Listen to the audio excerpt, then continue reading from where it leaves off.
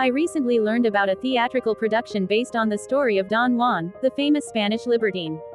Every version of this story puts a different twist on the tale of the fictional ladies' man. This particular stage work employs a plot element used in both of the movies old Hollywood made about this character. After years of going through countless conquests, Don Juan falls in love with one special woman. However, in the play, that woman is a harlot who shows that she loves Juan by not charging him for her services. Meanwhile, one particular classic film features a much more respectable version of the tale. Today's moment of movie wisdom is from Adventures of Don Juan, 1948.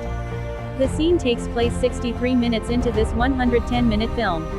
The title character Errol Flynn ends up being sent back to his native Spain in disgrace after one of his escapades in England goes wrong. The Queen Vivica Lindfors denounces his behavior and, amazingly, inspires him to change his ways.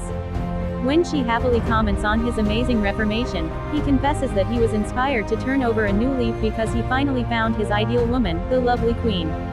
The film, Don Juan de Marigny, is one of the best swordsmen in Europe, and one of the greatest lovers, too. Accompanied by his faithful companion Leporello, Alan Hale, he travels from one romantic adventure to the next, often getting into unwanted duels with jealous men. When fleeing from one angry husband, Tim Huntley, in England, he pretends to be a Spanish duke coming to London for a politically advantageous marriage. The bride-to-be, Helen Westcott, turns out to be a former sweetheart of his, but his cover is blown when the real duke arrives.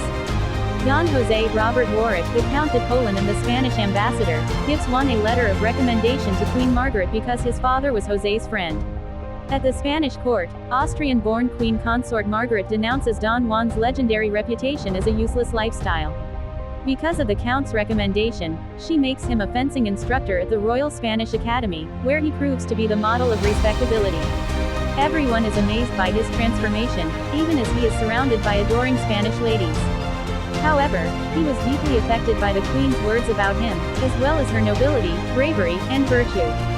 While Queen Margaret is trying to strengthen her country, her weak husband, King Philip III Romney Brent, is heavily influenced by the cunningly evil Duke de Lorca Robert Douglas. Don Juan ends up in the middle of a tense battle for the throne of Spain.